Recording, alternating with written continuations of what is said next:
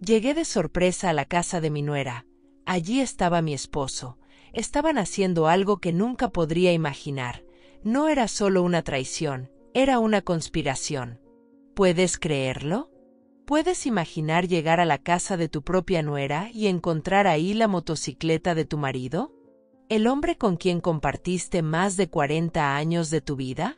Y no solo eso, mi amor, porque lo que vi a través de esa ventana no fue simplemente un beso robado o una mentira pasajera. No, era mucho peor.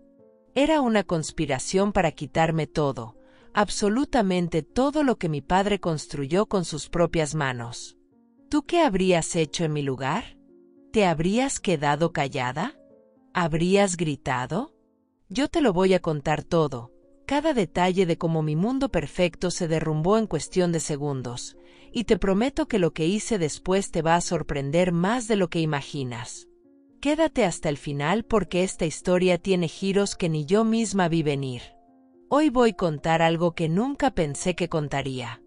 Algo que me avergüenza, que me duele, pero que también me liberó de una manera que jamás imaginé posible. No momento en que decidí contar esto aquí, percebí como è importante ter voce comigo. Me acompañe a te o fin da mina historia, e escriba nos comentarios de qual cidade você está assistindo e se inscreva no canal. Quero muito saber até onde esa historia vai chegar.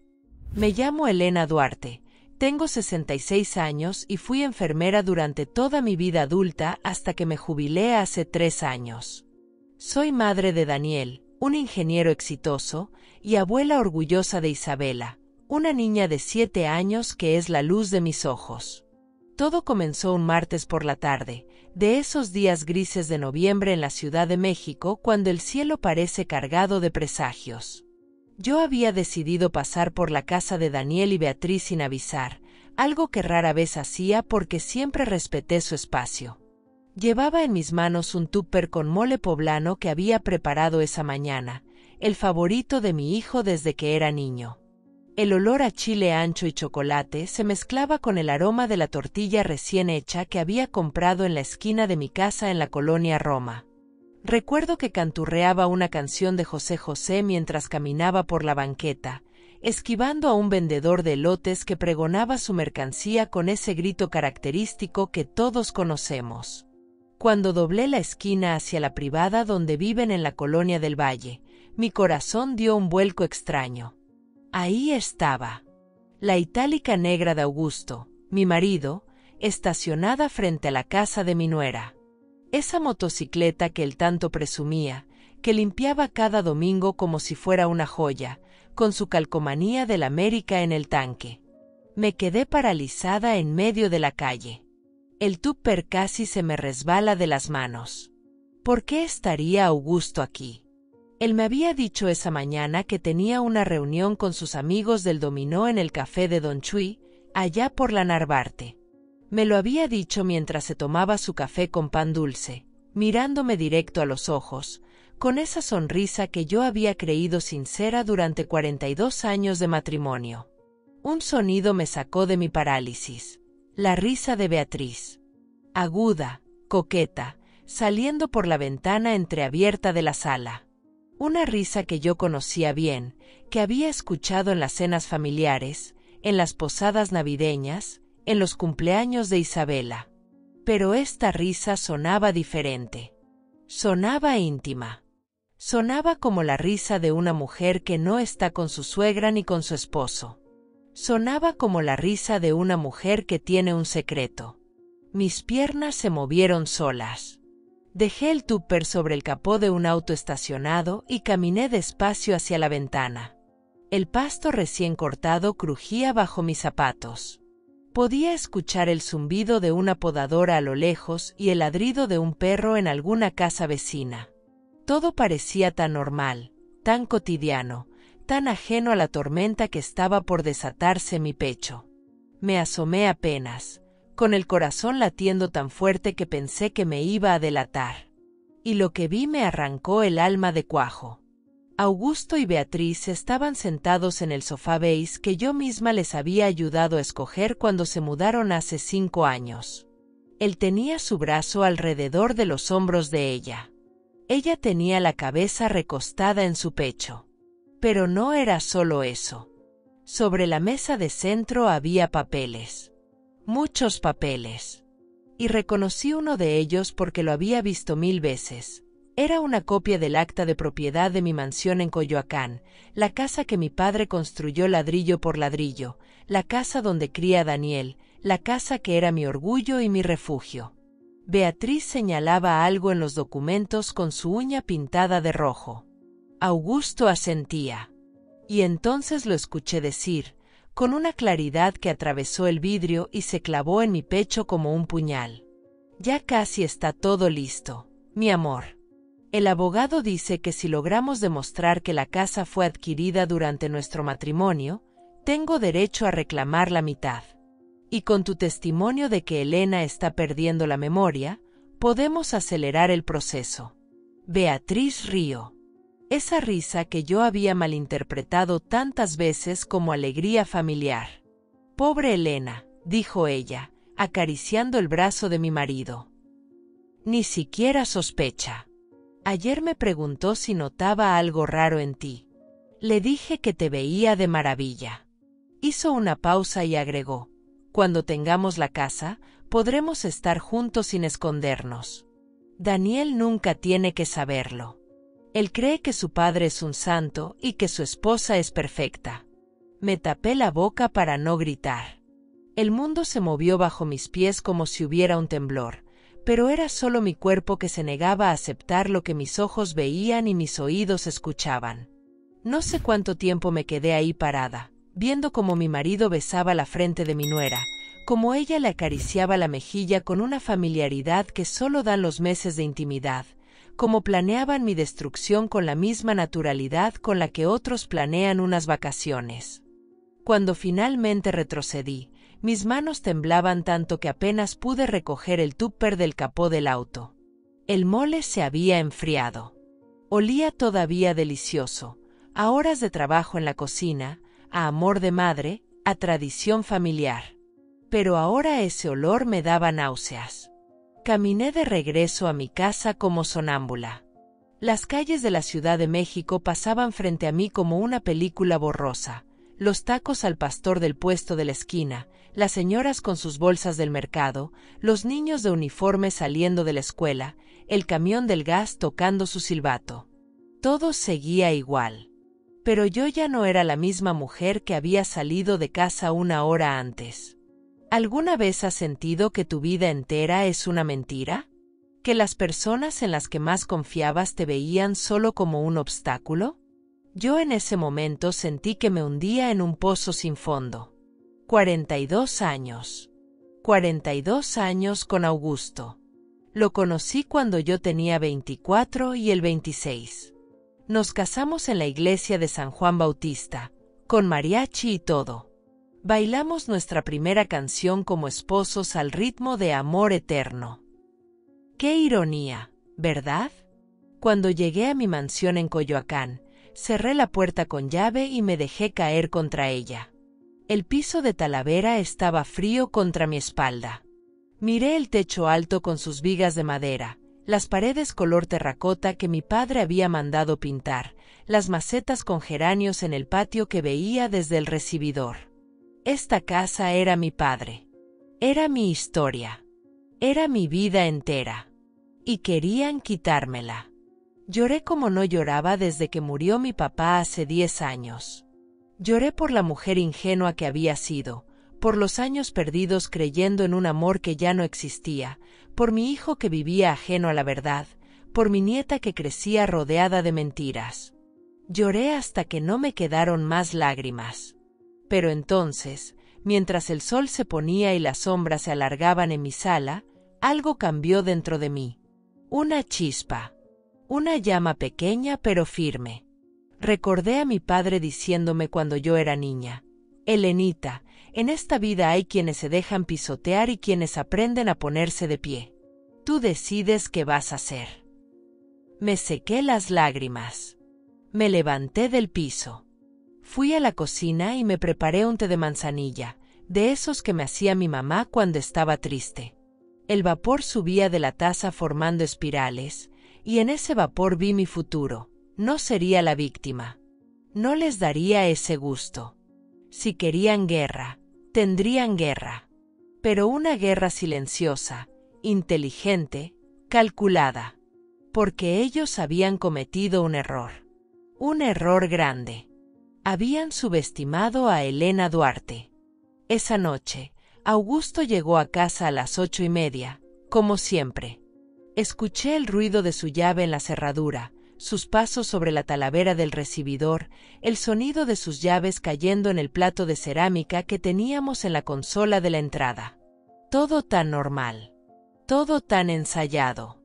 «Elena, ¿ya cenaste, mi vida?», gritó desde la entrada, con esa voz cálida que yo había amado durante décadas. Me obligué a salir de la cocina, a caminar hacia él con una sonrisa que me dolía en cada músculo de la cara. Ahí estaba, mi marido, con su camisa a cuadros azules, sus jeans desgastados, su bigote perfectamente recortado. Olía a loción Old Spice, la misma que usaba desde que lo conocí. Me besó en la mejilla como cada noche de nuestras 4 décadas juntos. «¿Cómo estuvo tu día, Augusto?», pregunté, y mi voz sonó extrañamente tranquila incluso para mí misma. «Ay, mi amor, ya sabes. Lo mismo de siempre. Estuve con los muchachos del dominó en el café de Don Chui. Gané 3 partidas». Se rió y se aflojó el cinturón. Don Chui nos hizo unas quesadillas de flor de calabaza que estaban para chuparse los dedos. «¿Ya cenaste tú?», una mentira tras otra, saliendo de su boca con la facilidad de quien ha practicado el engaño durante meses. ¿Cuánto tiempo llevaba esto? ¿Cuántas veces me había mirado a los ojos mientras planeaba mi destrucción? «No tengo mucha hambre», respondí. «Pero te caliento algo si quieres». «No te preocupes, mi reina». Me dio una palmadita en el hombro. «Voy a bañarme y me duermo temprano. Mañana tengo que ir al banco». «¿Al banco? ¿O a la casa de Beatriz?». Cada palabra suya era ahora una sospecha. Cada gesto, una posible mentira. Lo vi subir las escaleras hacia nuestro cuarto, silbando una canción de los Panchos. Ese sonido que antes me parecía encantador ahora me perforaba los oídos como un taladro. Me senté en el sofá de la sala, bajo el retrato de mis padres en su aniversario de bodas de plata, y respiré profundo. El olor a jazmín del jardín entraba por la ventana abierta. Era el mismo olor de siempre, pero todo había cambiado. ¿Tú has tenido que fingir normalidad cuando tu mundo se está desmoronando por dentro? Es como actuar en una obra de teatro donde olvidaste el guión, pero no puedes salir del escenario. Cada sonrisa duele. Cada palabra amable se siente como traición a ti misma. Esperé a que Augusto se durmiera. Escuché el agua de la regadera correr, después sus pasos en el cuarto, el crujido de la cama cuando se acostó y finalmente sus ronquidos. Esos ronquidos que durante años me habían irritado y que ahora eran mi señal de libertad. Me levanté despacio y fui a su escritorio en el estudio. Era un mueble antiguo de caoba que había pertenecido a su padre, con cajones que chirriaban al abrirse. Nunca había revisado sus cosas. Nunca había tenido motivos. La confianza era el pilar de nuestro matrimonio. O eso había creído yo. Abrí el primer cajón con manos temblorosas. Recibos de la gasolinera, facturas viejas, plumas sin tinta. Nada importante. El segundo cajón tenía documentos del seguro del auto, fotos viejas de cuando Daniel era niño. Mi corazón se apretó al ver esas fotografías. Nosotros 3 en Acapulco, Daniel con su cubeta y su pala, Augusto cargándolo en hombros, yo con mi sombrero de paja sonriendo a la cámara. ¿Cuándo se rompió todo? ¿En qué momento exacto este hombre decidió que yo ya no valía su lealtad? El tercer cajón estaba cerrado con llave. Interesante.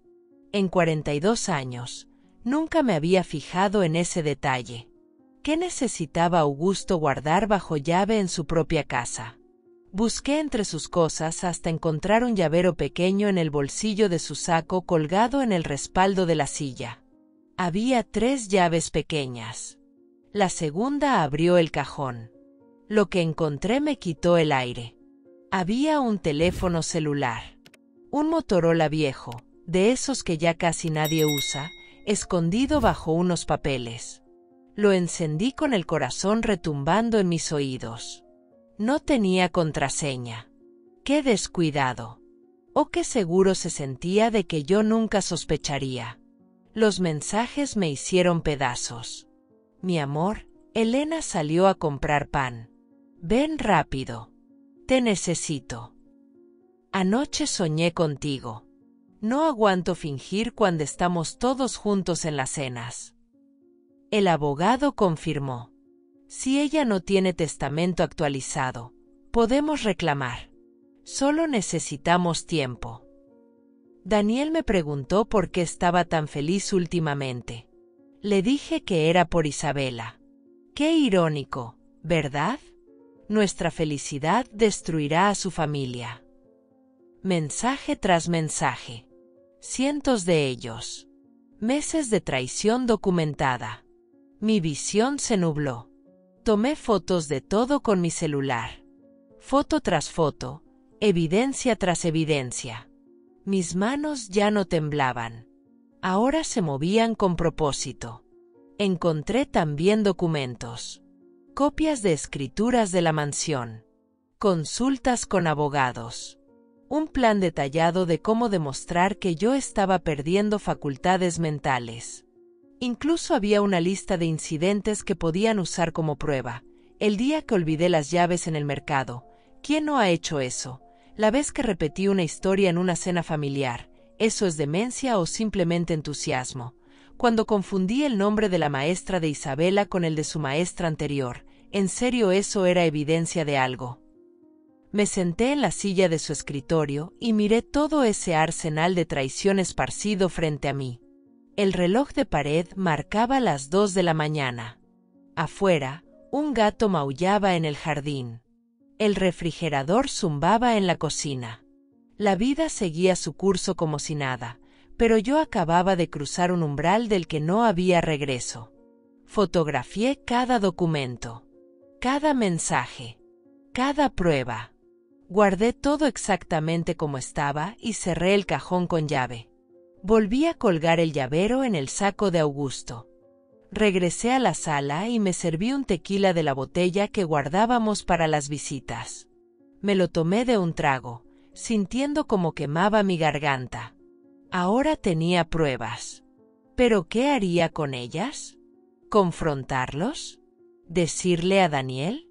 ¿Ir directo con un abogado? Cada opción tenía consecuencias.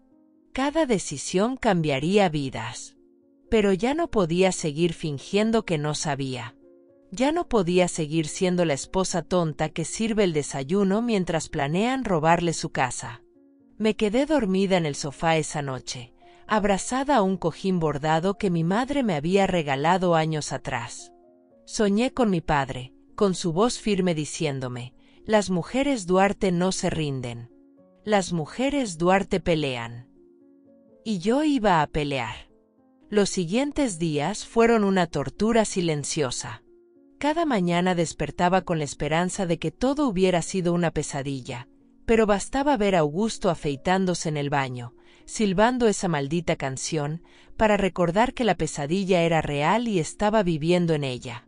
El jueves por la tarde, mientras lavaba los platos del desayuno, mi mente voló hacia atrás en el tiempo. ¿Cuándo había comenzado todo esto? ¿Cuáles habían sido las señales que mi corazón ingenuo no quiso ver? Recordé la Navidad pasada. Estábamos todos reunidos aquí en mi casa, en el comedor grande con la mesa puesta con mi mantel rojo de Nochebuena. El pavó estaba en el centro, rodeado de ensalada de manzana y romeritos. Las luces del árbol parpadeaban en la esquina. Isabela corría por la sala persiguiendo al gato. Todo era perfecto, o eso parecía. Daniel había salido a comprar hielo de última hora. Era casi medianoche. Yo estaba en la cocina cortando el pan dulce cuando vi por la ventana algo que en ese momento no registré como importante. Augusto y Beatriz en el jardín, junto a las bugambilias moradas que tanto le gustaban a mi madre. Él le encendía un cigarro. Ella se reía bajito, cubriéndose la boca con la mano. La luz de la luna los bañaba a ambos. Se veían cómplices. Yo había pensado, qué bueno que se llevan bien. Qué tonta fui. Ese momento ahora brillaba en mi memoria con una claridad dolorosa. La forma en que él le tocó el brazo al pasarle el encendedor. La manera en que ella inclinó la cabeza, mirándolo por debajo de las pestañas. No era una mirada de nuera a suegro. Era la mirada de una mujer que conoce los secretos de un hombre. ¿Cuántas veces pasó eso delante de mis ojos y yo no quise verlo? Me sequé las manos en el delantal y me senté en la mesa de la cocina. El olor a café recién hecho llenaba el aire. Afuera, el señor que vende tamales pasaba gritando, tamales oaxaqueños, de mole, de rajas. Un sonido tan familiar, tan cotidiano, tan ajeno a mi dolor. Otro recuerdo llegó como una bofetada. El cumpleaños de Daniel en marzo. Cumplía 38 años. Hicimos una carne asada en su casa. Yo había llevado mi famoso guacamole con totopos recién fritos. El humo de la parrilla subía al cielo mientras los hombres discutían sobre fútbol. América versus Chivas, como siempre. En un momento, Beatriz se acercó a mí en la cocina. Llevaba un vestido amarillo que le quedaba precioso, con su cabello castaño recogido en una cola de caballo. Me ayudó a picar la cebolla para la salsa.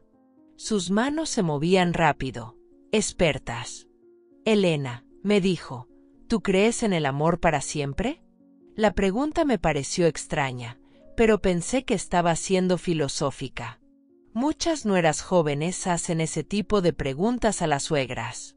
Claro que sí, mija, le respondí mientras machacaba los jitomates en el molcajete. Tu suegro y yo llevamos más de 40 años juntos. Hay días difíciles, claro, pero el amor verdadero resiste todo. Ella se quedó callada, mirando la cebolla como si guardara todos los secretos del universo. ¿Y si el amor verdadero no es con quien pensabas? Preguntó en voz baja. Yo me reí. Qué ingenua. Qué completamente ciega. Ay, Beatriz, tú y Daniel están hechos el uno para el otro. Lo supe desde que te conocí. Ella sonrió, pero ahora que lo pienso, esa sonrisa no llegó a sus ojos. Ahora entiendo que no estaba hablando de Daniel. Estaba hablando de Augusto. Estaba midiendo mi reacción, tanteando el terreno, quizás hasta sintiéndose culpable. O quizás solo burlándose de mí. Me levanté de la mesa y fui a la sala. Necesitaba aire. Necesitaba pensar. El piso de Talavera estaba fresco bajo mis pies descalzos. Me paré frente al retrato de mi padre que colgaba sobre la chimenea. Él me miraba con esos ojos severos pero amorosos que tuve la suerte de heredar. Papá, susurré, ¿qué hago? Obviamente no me respondió. Pero pude escuchar su voz en mi cabeza, clara como el agua. Mija, cuando alguien te quiere quitar lo tuyo, no te quedas llorando. Te defiendes. Otro recuerdo más se coló en mi conciencia. Hacía como 6 meses, una tarde de abril llena de sol. Yo había ido al supermercado Soriana de la Avenida Universidad. Empujaba mi carrito lleno de verduras y limpiadores cuando vi a Augusto al fondo del pasillo de las bebidas. Iba a llamarlo cuando noté que no estaba solo. Beatriz estaba con él. Los dos miraban botellas de vino, riéndose. Él le decía algo al oído. Ella le pegaba en el brazo con familiaridad. Yo me había escondido detrás de un exhibidor de papel higiénico, sintiéndome ridícula. No seas paranoica, Elena, me dije a mí misma. Seguramente se encontraron por casualidad. Es una ciudad grande, pero las coincidencias pasan. Pero no fue casualidad, ¿verdad? Estaban comprando vino para sus encuentros secretos. Quizás para beber mientras planeaban cómo robarme mi casa. Mientras reían de la vieja tonta que les preparaba mole poblano y les cuidaba a la niña. El teléfono sonó sacándome de mis pensamientos. Era Daniel. «Mamá, ¿cómo estás?» Su voz me derritió el corazón. Mi hijo. Mi único hijo.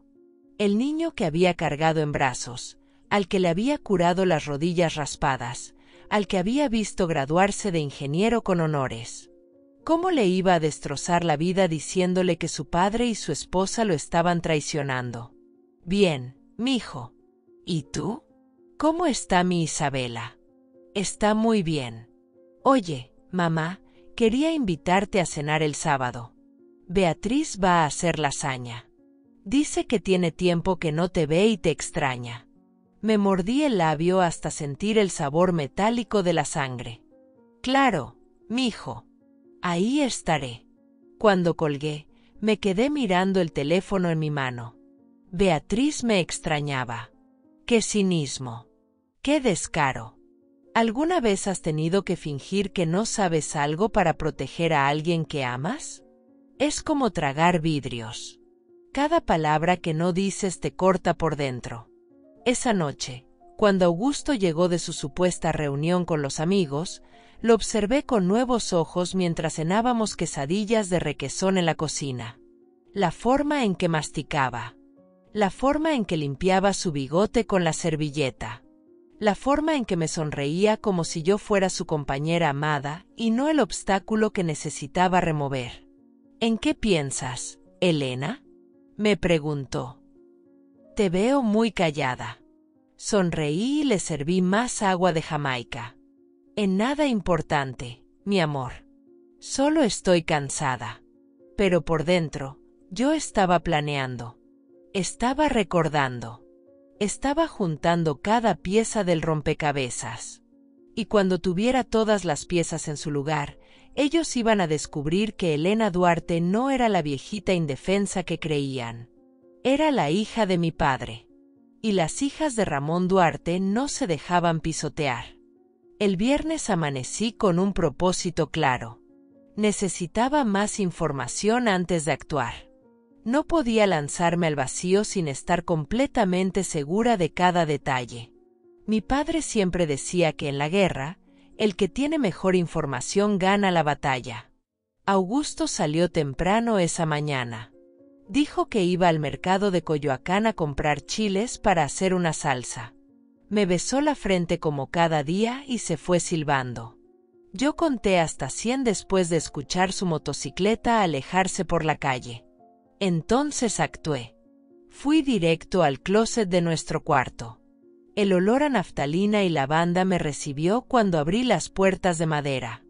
Revisé los bolsillos de cada uno de sus sacos, de sus pantalones, de sus chamarras.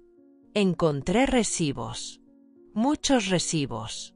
De restaurantes que nunca habíamos visitado juntos. Del Hotel Marlove en la zona rosa. De la joyería Tane en Polanco. Un recibo en particular me heló la sangre. Un anillo de oro blanco con diamantes. Comprado hace 3 meses. Yo no tenía ningún anillo nuevo. El anillo era para ella. Me senté en la cama que habíamos compartido durante más de 4 décadas. El colchón crujió bajo mi peso. Las sábanas olían al suavizante que yo misma había elegido en el supermercado. Todo en esta casa llevaba mi huella, mi cuidado, mi amor. Y él lo estaba destruyendo por una mujer 30 años menor. ¿Qué tiene Beatriz que yo no tenga? Juventud, claro. Su piel lisa sin arrugas. Sus senos firmes. Su risa fresca. Pero yo le había dado a este hombre los mejores años de mi vida.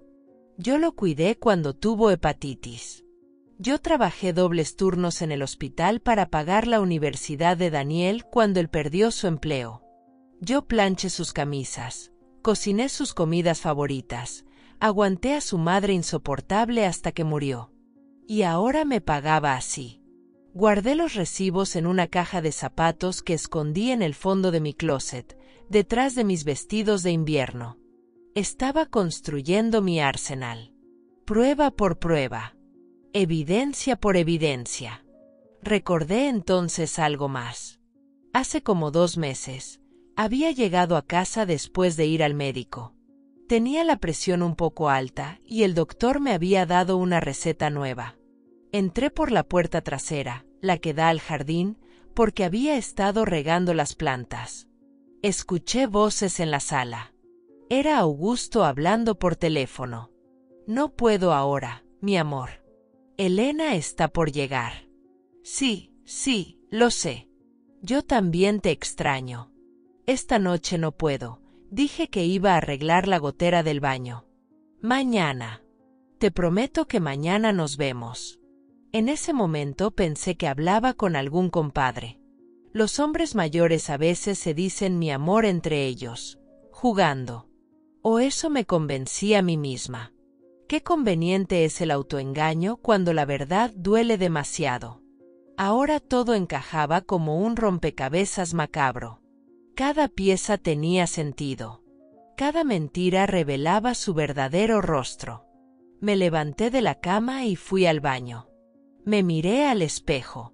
Vi a una mujer de 66 años con arrugas alrededor de los ojos, con canas que teñía cada mes en el salón de doña Lupita, con manos manchadas por el sol y el tiempo. Pero también vi a una mujer fuerte. Una sobreviviente. Una luchadora. No voy a dejar que me destruyan, le dije a mi reflejo. Esa tarde hice algo que nunca había hecho. Llamé al hijo de mi vecina que trabaja en una agencia de detectives privados.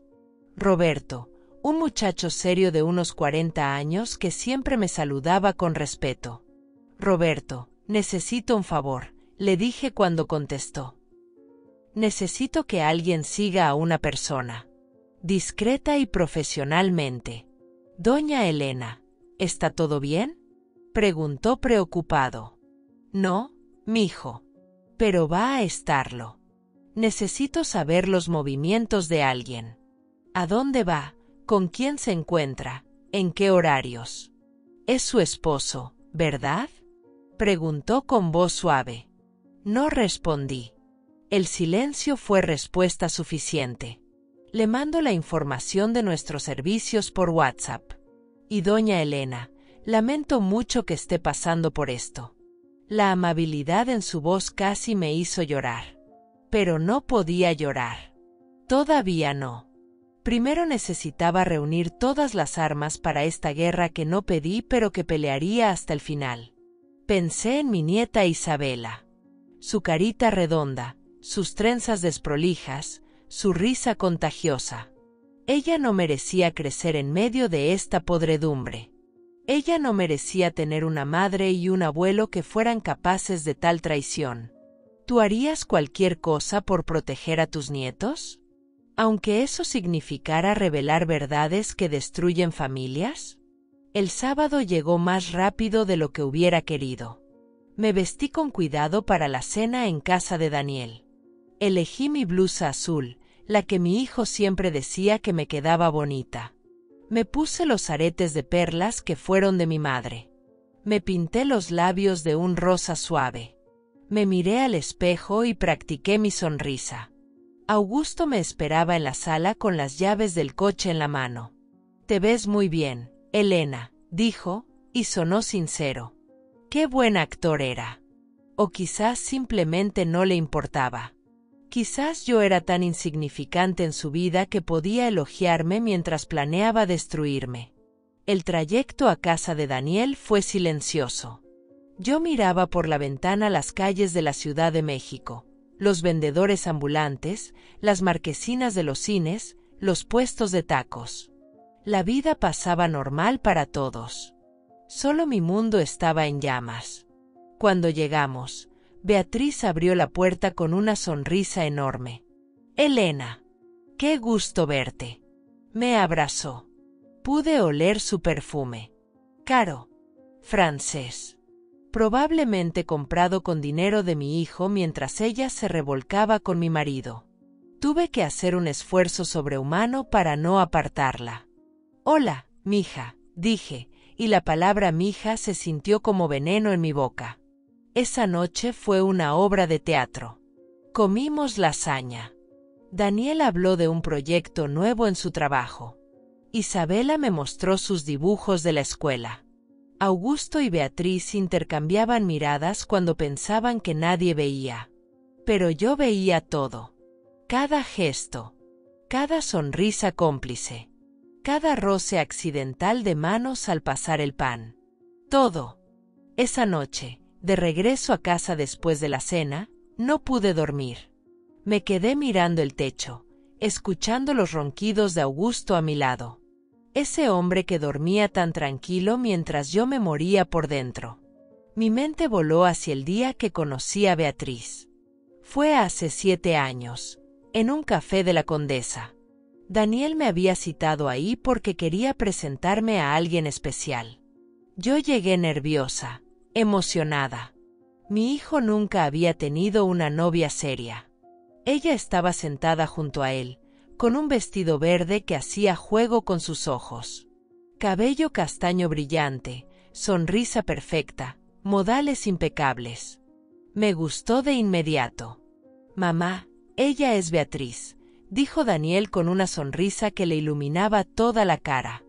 «Mucho gusto, señora Elena», dijo ella, estrechando mi mano con firmeza. «Daniel me ha contado mucho de usted». Tomamos café con pan dulce. Ella me contó que era contadora, que venía de Guadalajara, que su familia era pequeña. Me cayó bien. Parecía educada, trabajadora, perfecta para mi hijo. Qué equivocada estuve. Recordé la boda. Fue hace 5 años, en una hacienda preciosa en Tlaxcala. Yo lloré de emoción viendo a mi hijo decir sus votos. Beatriz se veía hermosa con su vestido blanco. Augusto y yo bailamos juntos el vals de los padres. Él me susurró al oído: «Nuestro hijo eligió bien, mi amor». ¿En qué momento ella dejó de ser suficiente para mi hijo y se convirtió en el objeto de deseo de mi marido? ¿Fue gradual o fue un rayo que los fulminó a ambos? Me levanté de la cama con cuidado de no despertar a Augusto. Fui a la cocina y me preparé un té de tila. El agua hirviendo silbaba en la estufa. La luna entraba por la ventana iluminando las talaveras del piso. Todo tan familiar. Todo tan falso. Pensé en otra ocasión, el bautizo de Isabela hace 7 años. Fue en la misma iglesia donde yo me había casado. La bebé llevaba el ropón que había sido mío, después de Daniel y ahora de ella. Una tradición familiar. Después de la ceremonia, hicimos una fiesta en el jardín de mi casa. Había mariachis, barbacoa, aguas frescas de Jamaica y horchata. Los invitados bailaban, comían, celebraban. Yo estaba en la gloria siendo abuela por primera vez. En un momento, busqué a Augusto para tomarnos una foto con la bebé. No lo encontraba. Pregunté y alguien dijo que lo había visto ir hacia la casa. Entré y escuché voces en el estudio. Era él y Beatriz. «No puedes llorar ahora», decía Augusto. «La gente va a preguntar». «Es que me siento tan abrumada», respondía ella. «Todo esto es tan... No sé si estoy lista». Él le puso una mano en el hombro. «Vas a estar bien. Eres más fuerte de lo que crees». Yo pensé que era normal. Una madre primeriza abrumada. Un suegro amable consolándola. Pero ahora me pregunto, ¿ya había comenzado entonces?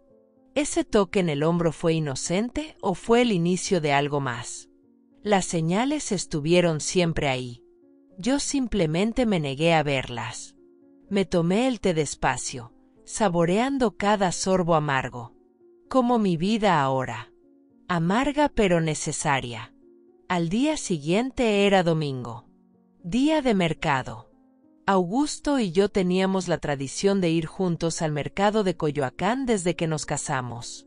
Comprábamos las verduras para la semana, probábamos las quesadillas del puesto de Doña Chelo, tomábamos un jugo de naranja recién exprimido. ¿Vienes al mercado, Elena?, preguntó él mientras se ponía su gorra de los Dodgers. Por un segundo pensé en decir que no, en romper esa tradición que ahora me parecía una farsa. Pero necesitaba mantener las apariencias un poco más. Claro, respondí. Déjame tomar mi bolsa. Caminamos por las calles empedradas del centro de Coyoacán. El sol brillaba fuerte.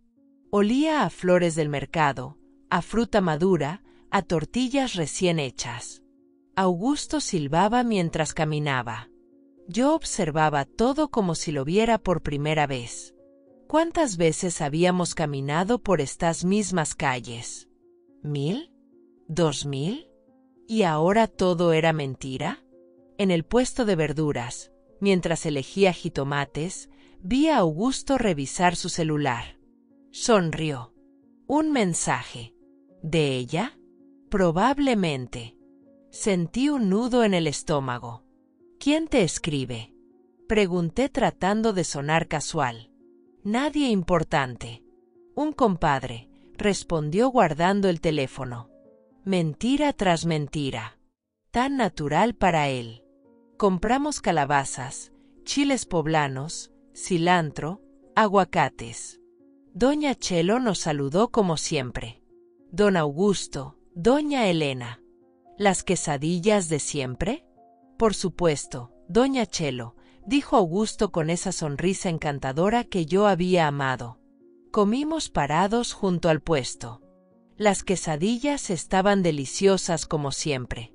Pero yo no podía saborearlas realmente. Todo me sabía a ceniza. ¿Alguna vez has tenido que seguir actuando una vida que ya no existe? Es agotador. Cuando regresamos a casa, Augusto dijo que tenía que salir un momento. Algo de arreglar la llanta de la moto. Otra mentira, seguramente. Pero esta vez yo estaba preparada. Apenas se fue, marqué el número que Roberto me había dado. Contestó al segundo timbrazo. ¿Doña Elena? Roberto, necesito que empieces hoy. Mi esposo acaba de salir. Maneja una itálica negra, placas. Le di todos los detalles. Él me aseguró que tendría un reporte completo en 2 días. Fotográfico. Con horarios. Con lugares. Con todo. Colgué y me senté en el sofá de la sala. El silencio de la casa era ensordecedor. Solo se escuchaba el tic-tac del reloj de pared y el canto de un pájaro en el jardín. Estaba cansada. Tan cansada. Pero no podía rendirme. No cuando estaba tan cerca de tener todas las pruebas que necesitaba.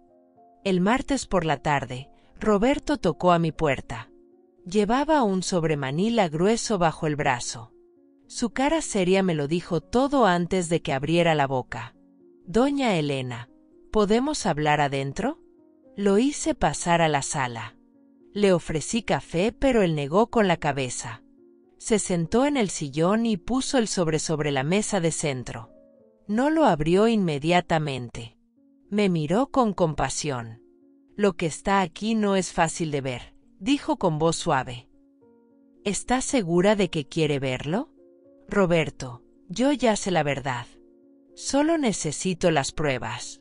Él asintió y abrió el sobre. Fotografías. Decenas de fotografías. Augusto entrando a la casa de Daniel. Augusto y Beatriz saliendo juntos de un restaurante en la zona rosa. Augusto besándola en el estacionamiento de un hotel. Beatriz subiendo a la motocicleta de mi marido. Cada imagen era un puñal en mi pecho. Pero las miré todas. Una por una. Sin llorar. Sin temblar. Lo seguimos durante 3 días, explicó Roberto. Se encuentran casi diariamente. Siempre cuando su hijo está trabajando. Ayer estuvieron en el Hotel Marlove 4 horas. Aquí está el registro de entrada y salida. Me pasó más papeles. Horarios. Lugares. Un calendario completo de traición. También conseguimos esto, dijo, mostrándome unas copias de documentos. Un contacto nuestro en un despacho de abogados nos informó que su esposo consultó sobre procesos de divorcio y división de bienes. Específicamente preguntó sobre propiedades heredadas y cómo reclamarlas. Ahí estaba. La confirmación final. No era solo infidelidad. Era un plan calculado para destruirme y robarme. ¿Cuánto te debo, Roberto? Pregunté con voz firme. Doña Elena, no es necesario. Roberto, esto es trabajo profesional. Se paga. ¿Cuánto? Me dio una cifra razonable. Fui por mi bolsa y le pagué en efectivo. Él guardó el dinero y se levantó para irse. Doña Elena, si necesita testificar en algún momento, cuente conmigo. Y si necesita cualquier otra cosa, no dude en llamar. Cuando cerré la puerta detrás de él, me quedé parada en el recibidor con el sobre en las manos. Este sobre contenía el fin de mi matrimonio, el fin de la familia que había construido. Pero también contenía mi liberación. Guardé todo en la caja de zapatos con las otras pruebas. Después llamé a Mónica, mi mejor amiga desde la secundaria. Necesitaba hablar con alguien antes de explotar. ¿Elena? ¿Qué pasa? Te oyes rara. Mónica, ¿puedes venir a mi casa? Necesito contarte algo. Ella llegó en 20 minutos. Mónica era una mujer robusta con el cabello completamente blanco y una personalidad que llenaba cualquier habitación. Nos sentamos en la cocina con café y galletas Marías. Le conté todo. Desde el día que vi la motocicleta hasta las fotografías de Roberto. Ella me escuchó en silencio, su cara pasando de la sorpresa a la indignación. Ese desgraciado, dijo finalmente, golpeando la mesa con la palma. Y esa víbora. Elena, tienes que actuar ya. No puedes dejar que te quiten tu casa. Lo sé. ¿Pero qué hago primero? ¿Le digo a Daniel? ¿Confronto a Augusto? No. Primero proteges tus bienes. Mañana mismo vas con un abogado. Mi primo Rodrigo es excelente. Él te va a ayudar. Mónica sacó su celular y marcó ahí mismo. Habló con su primo y me consiguió una cita para el día siguiente. A las 10 de la mañana. Su oficina está en Insurgente Sur. No faltes, Elena. Esto es urgente. Esa noche, cuando Augusto llegó, yo ya había tomado mi decisión. Lo recibí con una sonrisa. Cené con él como si nada. Incluso le preparé su postre favorito, flan napolitano. Él comió feliz, ajeno a la tormenta que se le venía encima. ¿Sabes qué, Elena? Dijo limpiándose la boca.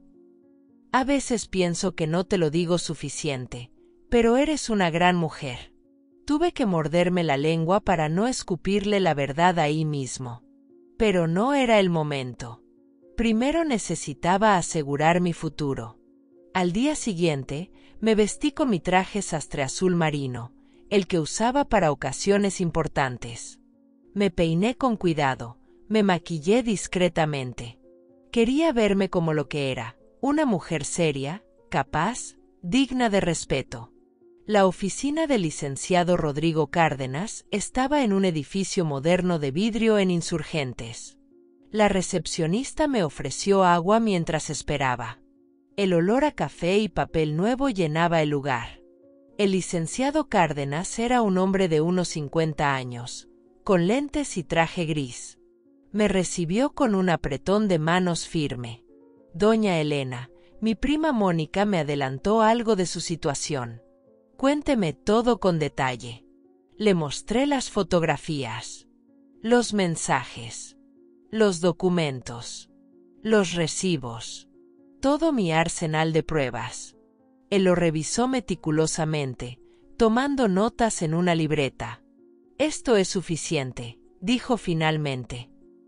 Tenemos adulterio comprobado y conspiración para defraudar. Pero lo más importante ahora es proteger su patrimonio. Me explicó que necesitábamos hacer un testamento inmediatamente, dejando claro que la mansión era mía por herencia y no parte de los bienes gananciales. También sugirió iniciar trámites de divorcio antes de que Augusto lo hiciera. El que golpea primero, golpea 2 veces, dijo. Si usted inicia el proceso, controla la narrativa. Además, con estas pruebas, él no tiene ninguna posibilidad de reclamar su casa. ¿Y mi hijo?, pregunté con voz quebrada. ¿Cómo le digo que su padre y su esposa? El licenciado suspiró. Esa es la parte más difícil, doña Elena. Pero su hijo merece saber la verdad. Todos merecemos saber cuando nos están traicionando. Salí de esa oficina con una carpeta llena de documentos para firmar y una cita para el viernes siguiente.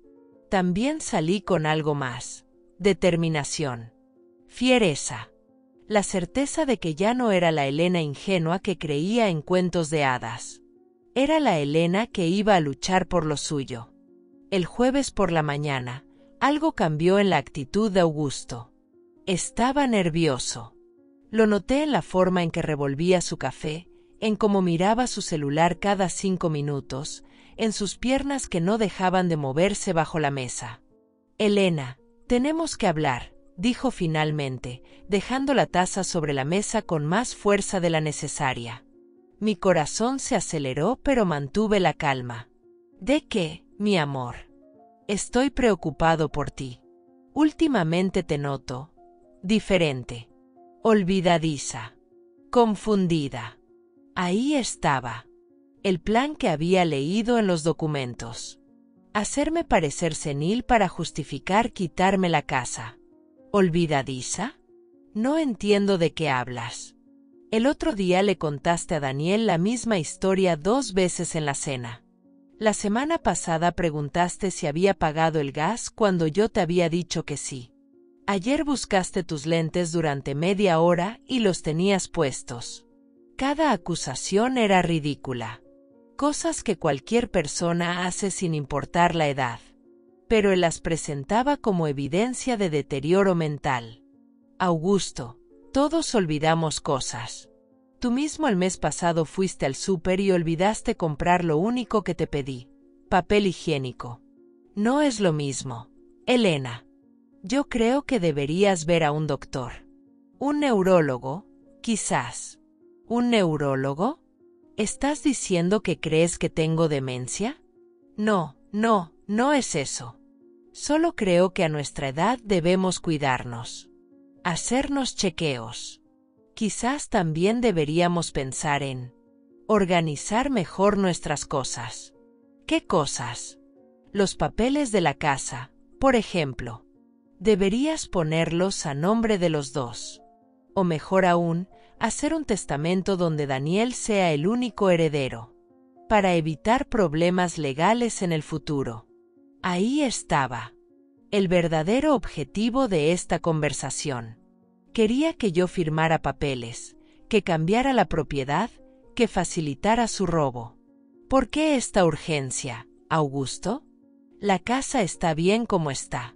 Era de mi padre, ahora es mía, y cuando yo muera será de Daniel. Así de simple. Pero es que legalmente, como estamos casados bajo sociedad conyugal, yo tengo derecho sobre. La casa es herencia, lo interrumpí. Las herencias no entran en bienes gananciales. Eso lo sabe cualquiera. Vi pánico en sus ojos por un segundo. Se dio cuenta de que yo sabía más de lo que él pensaba. Por supuesto, mi amor. Solo quiero que todo esté en orden. Por tu tranquilidad. Por nuestra tranquilidad. Me levanté de la mesa y comencé a lavar los platos. El agua caliente corría sobre mis manos. Necesitaba hacer algo con ellas antes de que temblaran y me delataran. Aprecio tu preocupación, Augusto. Pero estoy perfectamente bien. Y la casa está perfectamente bien como está. Él no insistió más esa mañana. Pero yo sabía que no se rendiría. Probablemente hablaría con Beatriz, buscarían otra estrategia, otro ángulo de ataque. Esa tarde, cuando él salió con la excusa de ir al banco, yo fui a la notaría. El licenciado Cárdenas había preparado todo. Firmé mi testamento dejando la mansión exclusivamente a Daniel, con la condición de que Beatriz no tendría ningún derecho sobre ella en caso de divorcio o muerte de mi hijo. También firmé documentos dejando claro que la propiedad era herencia paterna y completamente ajena a mi matrimonio con Augusto. La notaria era una mujer mayor de lentes gruesos y cabello blanco recogido en un moño. Señora Duarte, estos documentos protegen su patrimonio completamente. Nadie puede reclamarlo ahora. Gracias, dije, sintiendo un peso enorme salir de mis hombros. Cuando regresé a casa, Augusto aún no había llegado. Me preparé un té de manzanilla y me senté en el jardín. Las bugambilias moradas estaban en plena floración. Una mariposa amarilla volaba entre las flores. El sol comenzaba a bajar tiñendo el cielo de naranja y rosa. Mi celular sonó. Era Daniel. Mamá, ¿estás ocupada mañana en la tarde? Beatriz y yo queremos pasar a verte. Hay algo que queremos discutir contigo. El tono de su voz me puso alerta. ¿Pasa algo malo, mijo? No, no. Solo queremos hablar. Es sobre la casa de la abuela. Beatriz tuvo una idea y queremos compartirla contigo. Una idea sobre mi casa. ¡Qué conveniente! Seguramente el plan B de Augusto, usar a mi propio hijo como mensajero de su traición. Claro, mijo. Los espero mañana como a las 5. Cuando colgué, sonreí. Ellos no sabían que yo ya había protegido todo. Podían venir con sus ideas y sus manipulaciones. Ya era demasiado tarde. Augusto llegó a las 8 de la noche. Olía a perfume. No al mío. Al de ella. Tan descuidado que ni siquiera intentaba ocultarlo ya. ¿Cómo te fue en el banco? Pregunté con dulzura. Bien, bien. Había mucha fila. Ya sabes cómo son los bancos. ¿Y resolviste lo que necesitabas? Sí, todo en orden. Mentira. Otra más para la colección. Me pregunté cuántas mentiras había dicho en los últimos meses. ¿Cientos? ¿Miles? Esa noche, acostada en la cama junto a él, pensé en todo lo que había perdido. No solo un matrimonio. También la inocencia. La capacidad de confiar. La imagen del hombre que creía amar. Todo eso se había ido para siempre. Pero también había ganado algo. Claridad. Fuerza. La certeza de que podía sobrevivir a esto. ¿De qué sobreviviría? Mañana vendrían Daniel y Beatriz con sus planes. Y yo los recibiría con té y galletas, con sonrisas y amabilidad. Porque todavía no era momento de mostrar mis cartas. Pero pronto. Muy pronto. El domingo por la tarde la casa olía a café y a pan recién hecho. Había preparado galletas de mantequilla, porque quería que todo pareciera normal. Cuando Daniel y Beatriz llegaron, los recibí con una sonrisa que fue más espada que abrazo. Los invité al comedor. Augusto apareció tarde y nervioso. Su sonrisa ya no alcanzaba sus ojos. ¿De qué querían hablar? Pregunté, sirviéndote sin dejar de mirarlos a los ojos. Daniel empezó tímido, con esa voz cansada de quien no imagina traición. Dijo que habían pensado en optimizar los papeles de la casa para facilitar herencias, que era mejor ponerlo todo en orden. Beatriz añadió con dulzura calculada que solo quería el bienestar de la familia. Yo esperé hasta que hubieron terminado. Me serví una galleta, la mordí y respiré hondo. Saqué la carpeta con todo lo que había reunido: fotos, mensajes, correos, recibos, el reporte del detective y las copias de las consultas con el abogado que Augusto había hecho. Luego conecté la pequeña cámara oculta que había traído en mi bolso y la puse sobre la mesa. El LED estaba apagado, pero la grabación existía. Conversaciones, entradas al hotel, la itálica, lo tenía todo. Daniel, dije despacio. Antes de que sigas con tus ideas sobre la casa, quiero que veas esto. Le coloqué en las manos el sobre. Sus dedos lo abrieron y sus ojos, al leer, comenzaron a cambiar de color, de la calma a la incredulidad, y luego, a la herida. Le pedí que viera las fotos. Le mostré los mensajes de tu esposo prometiendo pronto y las facturas de cenas y joyas. Le puse el video en el celular. Augusto entrando a un hotel, Augusto saliendo con ella al terminar la noche, Beatriz subiendo a su motocicleta. Le puse también las capturas de la conversación en la que hablaban explícitamente de la estrategia legal, si logramos demostrar que la casa fue adquirida en matrimonio. Daniel se quedó en silencio. Lo que más me dolió no fue enrojecerse o gritar, sino ese instante en que sus pupilas se llenaron de confusión, como si el mapa de su vida hubiera cambiado. ¿Es esto cierto?, susurró, mirando primero a su padre y luego a su esposa. Augusto intentó defenderse con rapidez. Intentó dar explicaciones que sonaban a teatro. Beatriz fingió sorpresa, una actuación que ya conocía demasiado bien. Pero yo saqué el audio que Roberto había logrado, la voz de Augusto explicando el plan, la voz de Beatriz riendo, ambos tratando la traición como una broma. El silencio fue absoluto. Daniel pidió explicaciones y buscó en los ojos de su padre una palabra que no encontró. Le pedí que se sentara, que no actuara en calentura. Le expliqué con calma todo lo que había hecho, las fotos, el seguimiento, la consulta con el abogado, el testamento que ya había firmado y registrado, la cita en la notaría.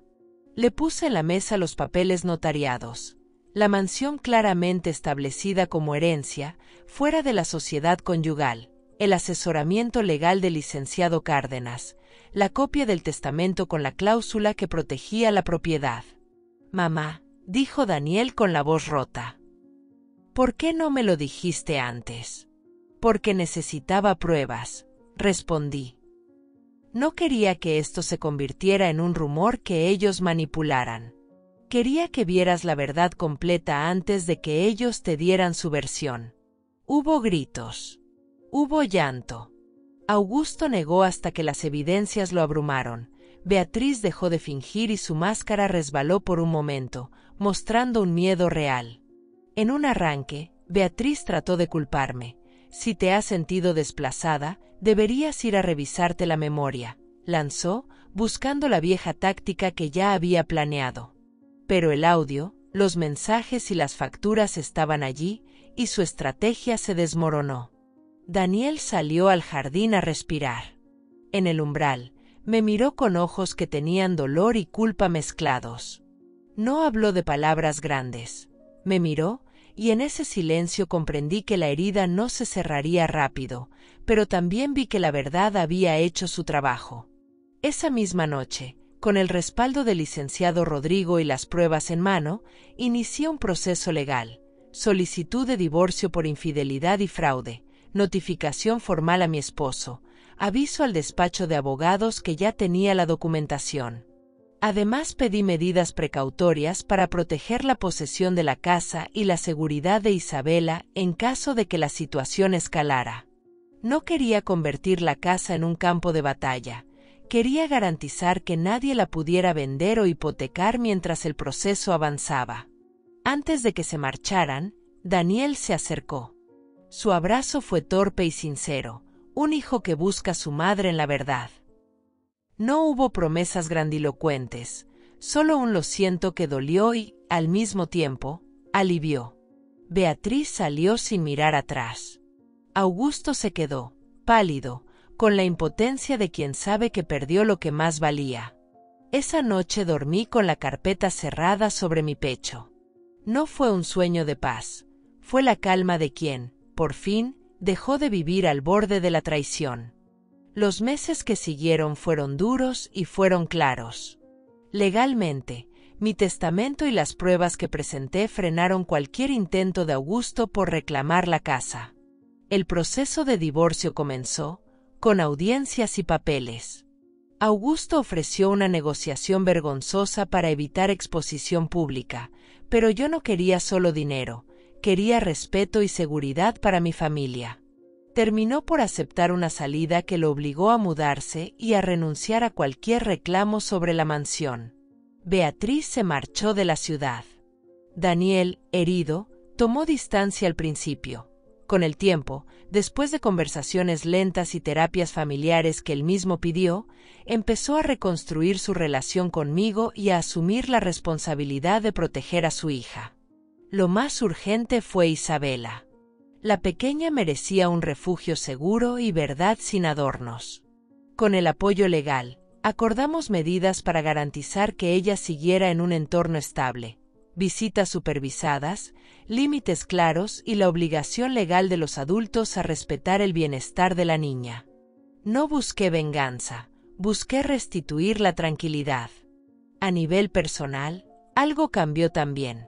Recuperé mi casa y mi dignidad, sí, pero, sobre todo, recuperé mi voz. Dejé de sentirme la esposa silenciosa y me convertí en la mujer que mi padre me enseñó a ser, firme, justa, capaz de defender lo que es suyo. Aprendí que amar no es permitir que te destruyan.